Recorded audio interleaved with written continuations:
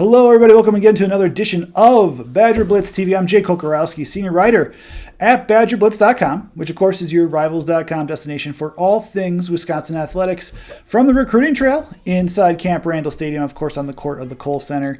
Spring practices are underway. Make sure you guys go to BadgerBlitz.com for all our analysis, our takeaways, our photos, and videos. A lot more coming up, but this is our weekly recruiting series, of course.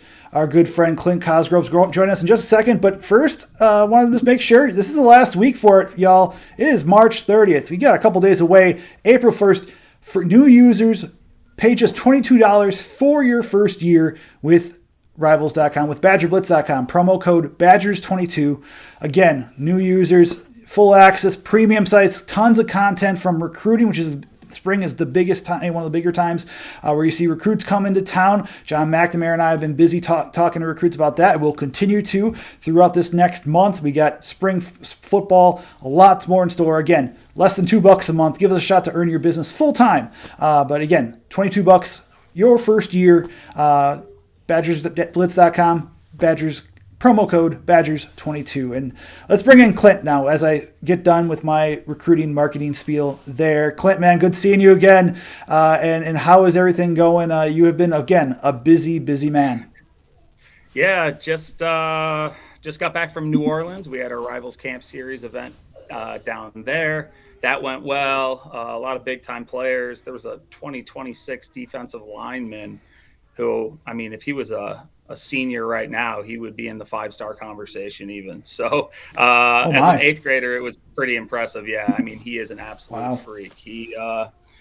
He's what you're looking for. So it'll be interesting to see how he develops. But that was one of the many highlights down at the Rivals camp in New Orleans.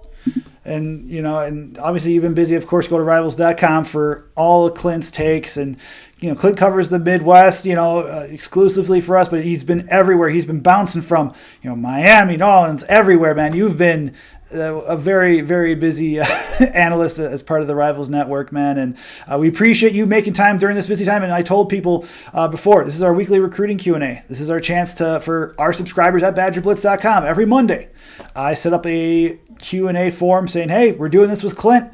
We'd love to have questions be asked, and y'all came through. So we're going to answer some today. We'll answer some next week. Then we'll do the whole thing over again in a couple of weeks as well. So let's start off with that, Clint. Looking at recently, Wisconsin offered 2024, in-state recruits.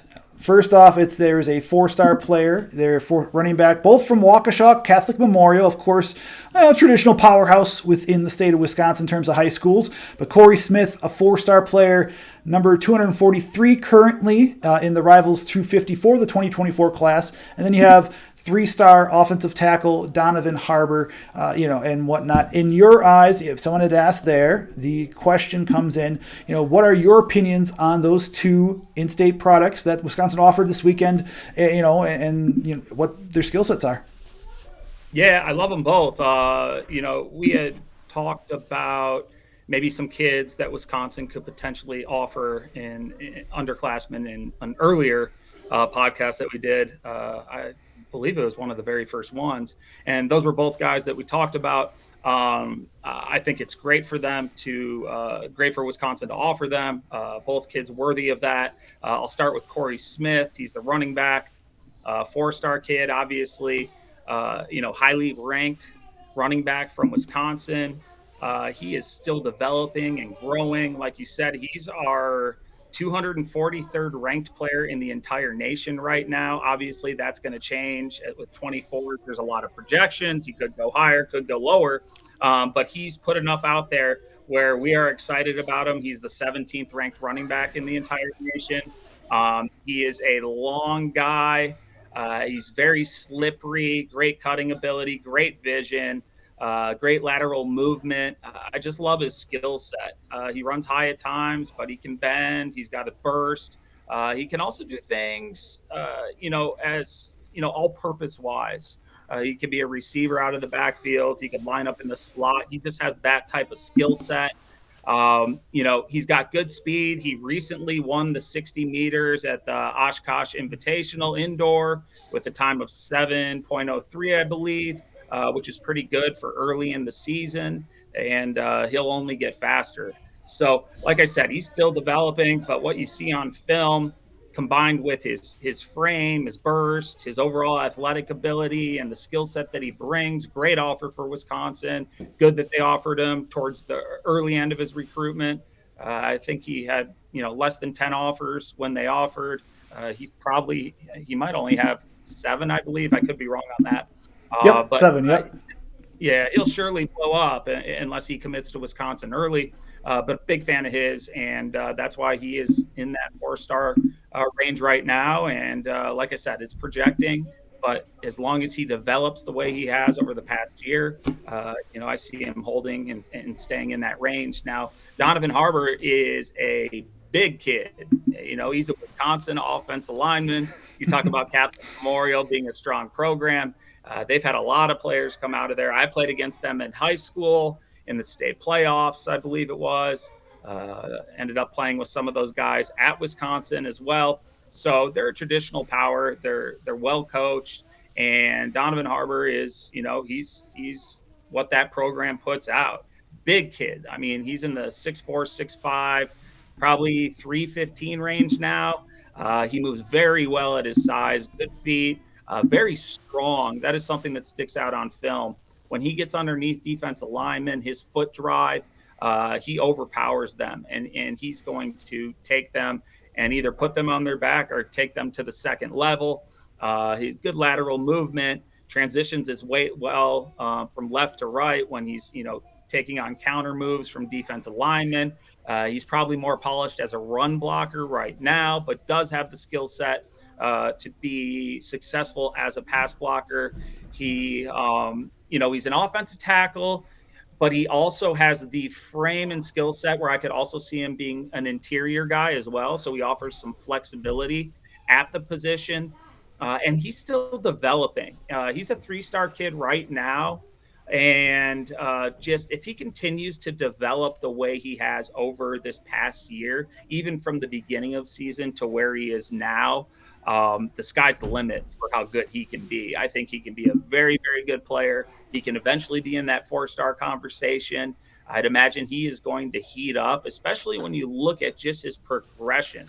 I would say when he was a little younger, he was a bigger body that was getting used to his frame, maybe a little heavy-footed. And what you see now is, he's coming off the ball hard. He's a lot more twitched up. You talk about the strength.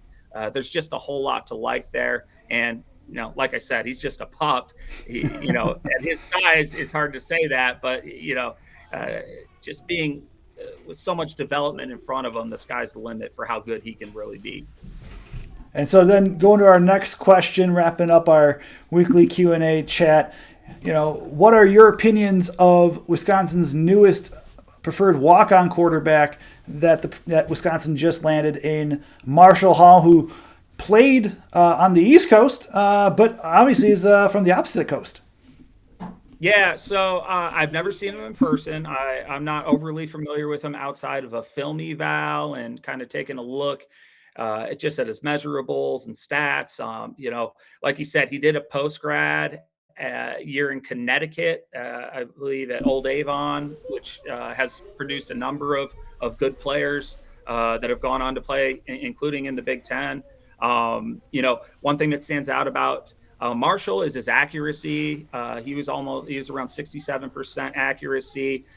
His ability to drive and lead his team to touchdowns. He threw like 34 touchdown passes on the year. He's got really good feet. He's a quick, athletic kid. He's listed at 6'1", 95. I don't know if he's that tall. But what he may lack in that prototypical pro-style quarterback frame, he makes up with athleticism. He can stand in the pocket and throw. He's got a quick release. He's got great ball placement. You see him on back shoulder throws. He does a really good job of that. But he's probably his best on the run, on the move. He is very good at throwing on the run. And the thing that I like about him, kind of like the incoming quarterback this year that we signed, that Wisconsin signed from the state, is he scrambles with his eyes downfield. He's not scrambling just to run. He's scrambling to keep plays alive, which he does a very good job of.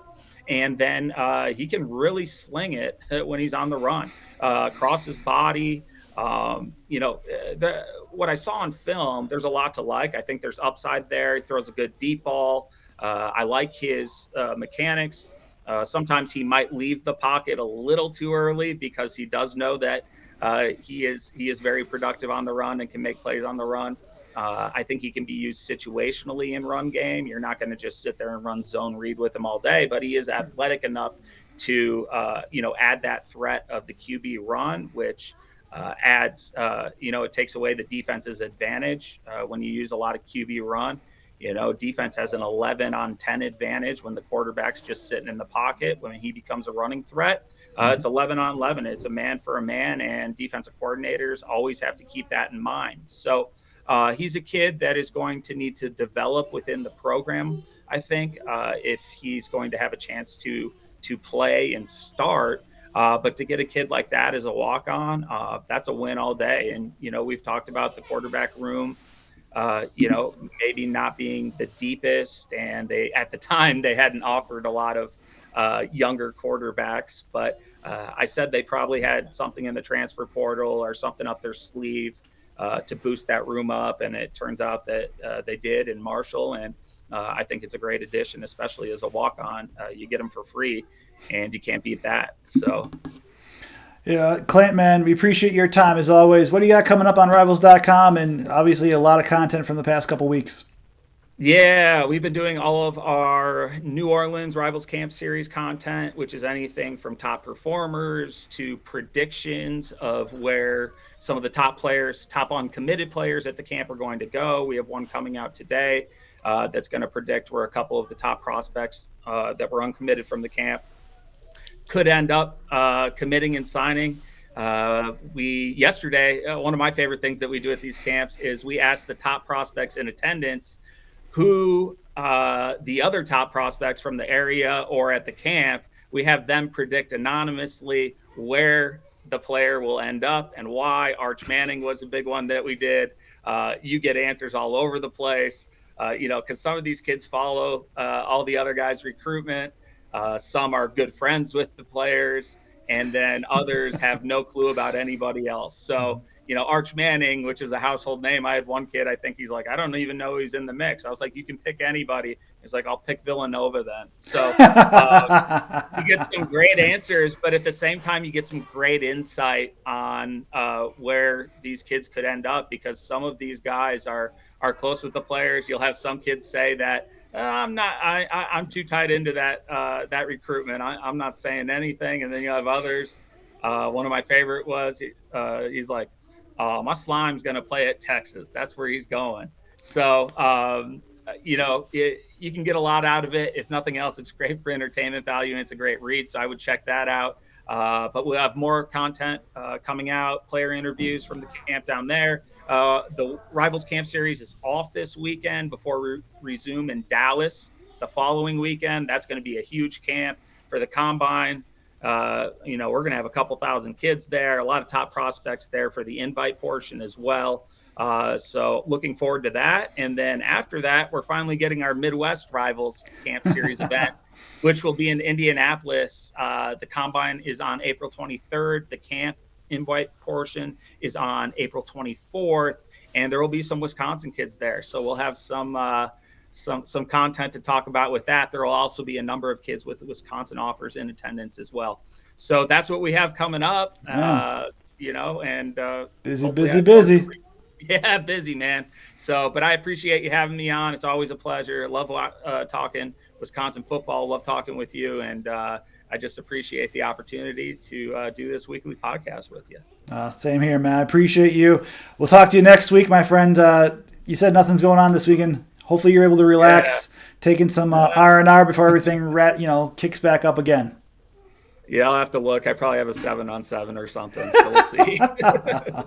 But excellent. Thank you again, Clint. That's Clint Cosgrove. One last time, Pay $22 for your first year for new users, folks. BadgerBlitz.com, promo code Badger22. It ends April 1st. It's the end. We have, 2 days left. Get in on the action. 40 years of experience between Benjamin Morgul, John McNamara, and myself covering Wisconsin athletics in some various fashion. So do that. We'll talk to you guys next week again. Make sure you go to BadgerBlitz.com, our YouTube channel, because I have tons of interviews of players and coaches coming up too from spring football. So much going on. Great time to become part of the BadgerBlitz.com family. We'll talk to you soon. Talk to you next week here on BadgerBlitz.com, BadgerBlitz TV.